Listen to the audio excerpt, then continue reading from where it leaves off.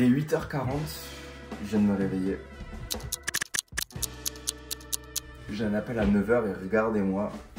Il y a des gens là, il y a des gens qui n'ont pas la même vie. Hein. J'ai eu un message de mon frère qui m'a dit à 2h50 du mat. Bon, en gros, comment je m'auto-entreprise? Je regarde les locations Le Bon Coin, c'est nimp. Là, c'est achat obligatoire, 500 € les loyers pour des petits studios de 20 mètres carrés. Et en parallèle, j'ai eu un sportif de haut niveau qui est multiple médaillé mondial qui m'a envoyé un message pour me dire qu'il signait son premier compromis là à 9h. Salut Valentin, j'espère que tu vas bien. Je t'envoie un petit message, pas en tant que sportif, mais en tant que perso, on va dire. Mais je voulais savoir comment toi, tu avais réussi à pouvoir multiplier les acquisitions sans que ce soit des résidences principales et que la banque te suive dans ton projet. Voilà, je voulais savoir comment tu avais fait et puis avoir ton expérience, quoi. Et il me demandait comment j'avais fait pour enchaîner les opérations.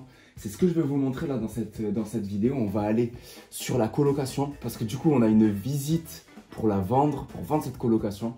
Et donc, il va falloir qu'on fasse le point sur comment on la présente parce que ça va être la première visite de vente. Donc, j'ai trop hâte, ça va être super. Ok, donc là, j'attaque cette journée. Qu'est-ce qui va se passer? Là, j'ai un coaching à 9h. Derrière, on va sur la coloc. À 10h, on fait le tour de la coloc et on prépare cette vente parce que l'important, c'est vraiment de vendre au bon prix la colocation. Et derrière, j'ai un autre coaching et voilà, une journée globalement qui va passer à toute vitesse. C'est parti, c'est parti, c'est parti. 1 minute, petit appel avec Paul-Edouard. Let's go. Ce sera incroyable, je pense que ça va. Ok, parce que si t'es vraiment chaud, il y a cette possibilité d'association. Et si t'as vraiment la dalle, il y a cette possibilité-là de te dire, ok, moi, je veux anticiper. C'est à batterie. C'est à batterie. On a ça dans notre copro. C'est génial. Ben, merci beaucoup. De rien.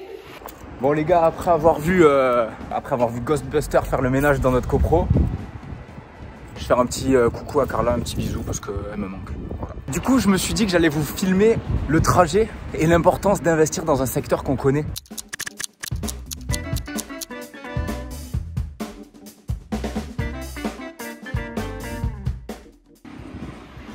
Je laisse le vélo là parce que je vous ai dit, investir dans un endroit qu'on connaît, un secteur qu'on connaît, ça permet d'être serein.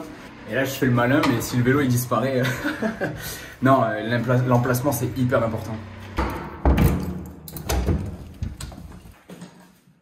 Ça va là, working girl? Je venais de faire un petit bisou juste. Oh, petit bisou alors. Tu fais quoi là, wesh? Je fais la planta, wesh. Pouah.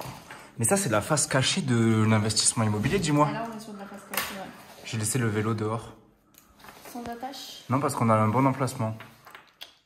On a un petit vieux du dessus qui a un garage et il était dans son garage avec sa voiture. Il y a le locataire de notre garage à nous qui, lui, il fait de la revente de matériel de cuisine. Et du coup, il est rentré avec son camion pour une vente. Petite précision, on a des voisins racistes. Voilà. Et du coup, il a rentré son camion et le vieux, il a dit « Qu'est-ce que je vous ai dit la dernière fois? On rentre pas le camion parce qu'il y a des tuyaux par terre. » Je sais pas de quoi il parle. Ben maintenant, il faut que je sorte la voiture, comment je vais faire, patati, patata, maman. Le locataire, il est resté super calme. Il a reculé son camion, tcha tcha tcha, et il lui a dit, ben voilà, vous pouvez sortir, c'est bon. Voilà.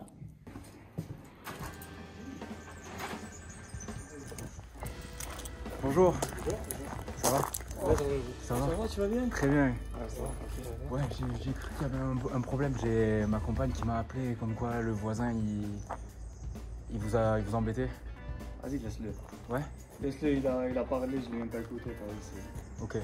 Il m'a dit, ouais, le camion. Je lui ai dit, ouais, le seul truc qui passe, c'est l'argent. Ouais, en fait, ça gêne rien. Vous avez sorti les trucs, vous avez rentré, il n'y a pas de souci. Ouais, c'est nickel, c'est nickel. Bon, du coup, les gars, juste petit débrief par rapport à ce qui vient de se passer sur notre résidence principale. Il y a le locataire qui a été emmerdé par un propriétaire qui est juste au-dessus de notre appartement. Ce qu'il faut faire, c'est régler les soucis. Là, j'allais juste pour faire un petit bisou à Carla pour savoir comment elle allait. Elle m'a dit qu'il y avait eu ce problème. Il faut régler les soucis. Le locataire, c'est qu'il peut avoir confiance en moi. Le propriétaire, c'est qu'il n'a pas la place à faire n'importe quoi. Et à un moment donné, si il doit sortir des affaires de cuisine parce que c'est son business et parce qu'il en a besoin, eh bien il le fait, ça pose problème, il recule le camion. Moralité, un problème, faire face, régler les soucis, sinon ça s'envenime, sinon tu perds toute crédibilité en tant que propriétaire. Et à un moment donné, c'est comme dans la vie, il y a quelque chose qui se passe pas bien, faut l'affronter. Et puis après, on voit ce qui se passe. En vrai, ça me fait plaisir de gérer les problèmes. Je crois que c'est le maître mot de l'entrepreneuriat. Là, j'ai un problème de vision parce que j'ai le soleil dans la gueule. Faut que je mette des lunettes. Compliqué.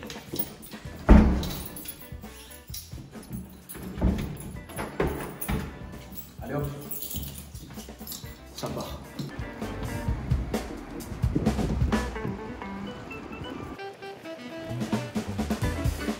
À toute berzingue.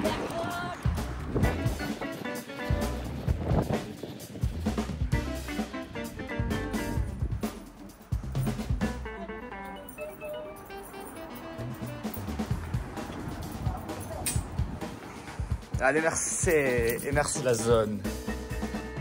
C'est mon Sherpa.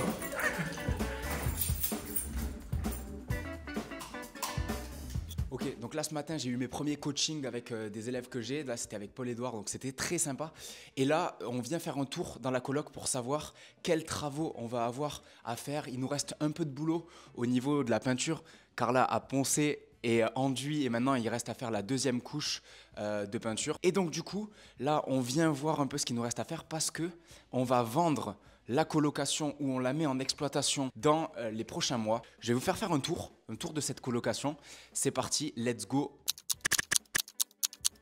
Du coup, là, on est dans la pièce qu'on a refait complètement. On a refait la cuisine. Avant, ici, c'était un cabinet médical où il y avait une cloison, une double cloison qu'on a pété. Il y avait là-bas un petit cagibi qui servait à rien. On a tout pété. Il y a eu des gros soucis dans cette colocation. J'y rentrerai dans les détails, mais c'est une dinguerie ce qui nous est arrivé. On a eu des problèmes au niveau des artisans.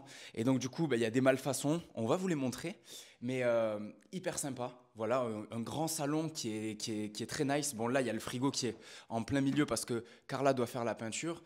Ici, il reste des choses à faire. Donc, c'est un petit WC sympa, dans lequel, du coup, autre chose, ça on ne vous l'a pas dit, les investisseurs ils ne vous le disent pas. Pendant 6 mois, il y avait la chasse d'eau donc qui fuyait. Du coup, en fait, il y avait un énorme problème au niveau du flotteur. Il a fallu que je le change et ça faisait perler de l'eau le long de la cuvette. Sauf qu'on a eu un appel de Veolia qui nous a dit il y a une fuite d'eau dans vos appartements. C'est hyper long comme explication, mais c'est l'explication des WC. Une coloc de 4. Là, ici, on a la chambre numéro 1. Allez, venez, chers convives. Ici, c'est le bureau del professeur. El professeur, c'est moi. Ça, c'est des éperons de chevaux, parce que dans mon passé, j'ai fait de l'équitation. Vous savez quoi? J'ai monté en police montée. Et ça, personne ne le sait, ça. Et là, ici, donc, ça, c'est un bureau que je me suis attitré. Gagner plus. Comment on gagne plus? En investissant dans l'immobilier, les gars. Petit balconing. Et avant, ici, vous savez ce que c'était? Ici, c'était la cuisine. Donc en fait, il y a les arrivées d'eau qui sont là, qui étaient derrière. On est venu les piquer et les mettre ici. Et donc du coup, on a une putain de trappe. Derrière, chambre du locataire, on ne sait pas s'il est là. Ici, salle de bain numéro 1. Salle de bain numéro 2. Sur ces salles de bain, on n'en a pas parlé, mais à la base, c'était une seule et même salle de bain. Et là, on est venu plaquer, donc faire du placo à double épaisseur, bien isolé. Et donc, du coup, en fait, on a transformé une salle de bain qui était relativement grande en 2 grandes salles de bain en venant chercher, en abattant la cloison ici également, pour venir gagner de la superficie. C'est hyper intelligent d'avoir fait ça parce que du coup, on reste sur une chambre de 9 mètres carrés. Très important, 9 mètres carrés. On a 2 salles de bain pour que chacun puisse avoir 2 personnes par salle de bain. Et donc, du coup, c'est hyper sympa parce que s'il y a 2 filles, elles ont leur intimité. S'il y a 2 mecs, ils ont leur intimité. Ça sent bon. Ça sent bon ici. Hop, ouverture des stores. Du coup, voilà la chambre la plus basique possible. Un lit, un bureau, une armoire. On la loue 400 €. Franchement, ça fait plaisir. 400 x 4, ça fait combien 400 x 4? Ça fait 1600, en sachant qu'on a augmenté le loyer de temps à autre. C'est très sympa. Voilà, une chambre des plus basiques, avec quand même... Est-ce qu'on entend du bruit? Est-ce qu'on entend du bruit? On n'entend pas de bruit. C'est la folie, cette chambre. Des WC avec des cachettes. Aïe, aïe, aïe. Personne ne le sait. Voilà, c'est bon. Et là, on a la chambre numéro 4. Ouais, 4 chambres qui sont plutôt sympas, on les loue bien. Juste, on a eu un souci de gestion. On n'a pas été bon sur la création du règlement intérieur et on a eu un problème aussi avec femme de ménage. On n'a pas fait passer de femme de ménage. Et donc, du coup, c'est un gros souci quand il y a du turnover et que les personnes ne prennent pas forcément soin de l'appartement. On vient sur le balcon. Là aussi, il y a un gros travail à faire. On pourrait, je pense, augmenter énormément le loyer. Ou en tout cas, pour la revente, il va falloir qu'on travaille la terrasse. Parce que là, elle est vraiment pas top. Venez voir. C'est affreux, c'est affreux. Donc il y a 10 kilos de feuilles, il y a le vélo du locataire. Moi j'ai hâte qu'il parte pour qu'on puisse avoir la coloc seule. Je dirais qu'il y a 10 mètres. 1, 2. Non, en gros c'est pas mal. Et là, ici, il y a nos moyens de locomotion. Le plus beau des vélos. Allez, c'est parti. Ah bah tu vois, Alexis qui me dit les stats YouTube sont en bonne position à ce que je vois. Les gars, likez cette vidéo, abonnez-vous pour que nos stats elles pètent les gars. 11h, j'ai un coaching parce que c'est bien que nous on arrive à investir, mais il faut que les autres personnes, les jeunes puissent arriver aussi. Bon, maintenant c'est à mon tour. Je vais faire peinture et merci de ne pas juger ma tenue qui n'est absolument pas appropriée pour faire de la peinture, mais ça devrait aller très vite. Ce que je vais faire, vu que j'ai envie de faire vite, je vais prendre mon pinceau qui trempe encore parce qu'il ne faut pas le laisser sécher son pinceau et je vais prendre mon pot de peinture direct. En gros, quand vous poncez, il faut toujours venir essuyer derrière parce que sinon il y a des résidus et quand vous faites la peinture, ça sert à rien.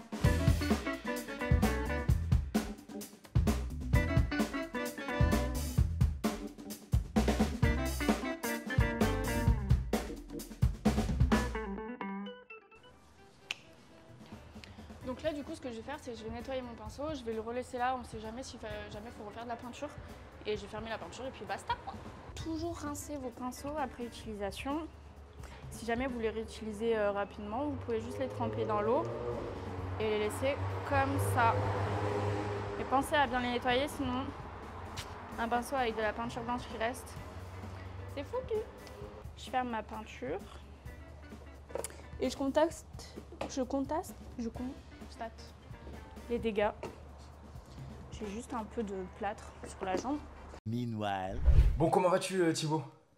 Bah ça va super et toi? Bah très bien, 11h01, j'avais une petite minute de retard. Explique-moi tout par rapport à toi, par rapport à ce projet immobilier. Alors, donc du coup moi je me présente un peu, j'ai 22 ans, j'ai bientôt 23 en avril. Là je suis encore étudiant jusqu'en septembre, je suis en Master 2 en informatique en alternance. Donc j'ai un revenu qui rentre tous les mois. Je me suis intéressé à l'immobilier que récemment. Pour te dire, j'ai écouté un podcast, Légende Podcast, je sais pas si tu connais, de Guillaume Play. Donc je me suis dit, ok, ça peut être quand même intéressant de s'y prendre, pas à 30 ans, mais s'y prendre un peu en avance. Là, c'est vrai que maintenant les taux sont quand même assez élevés, ils vont pas descendre tout de suite. Enfin, on est quand même sur une courbe qui redescend. Mais... Bon, et vous voulez voir une folie? Ça fait 8 mois que c'est comme ça, il veut pas le régler. Donc qu'est-ce que je vais faire? Je vais prendre 30 secondes de mon temps pour régler ça. On va voir combien de temps ça me prend de changer une putain de cuvette de WC. Hop. C'est fou, c'est fou. Bon après, c'est pas grave, moi ça me dérange pas de faire ça. Ça me plaît, je prends soin de mes apparts. Faut mettre la main dans la merde un peu de temps en temps. Si. Hop là. Écartement réglé. Ok bébé, j'avoue, je suis dans l'excès. Ça nécessite pas un pet de matériel, faut juste s'accroupir dans des toilettes. Je le fais pour lui, mais je le fais surtout pour la vente, parce que s'il y a des personnes qui viennent, ils vont faire attention aux détails.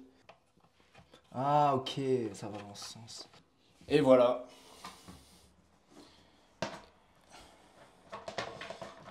Putain, j'ai pas réussi, je suis un sgeg ou quoi là? Qu'est-ce qui se passe là? Pourquoi j'ai pas réussi?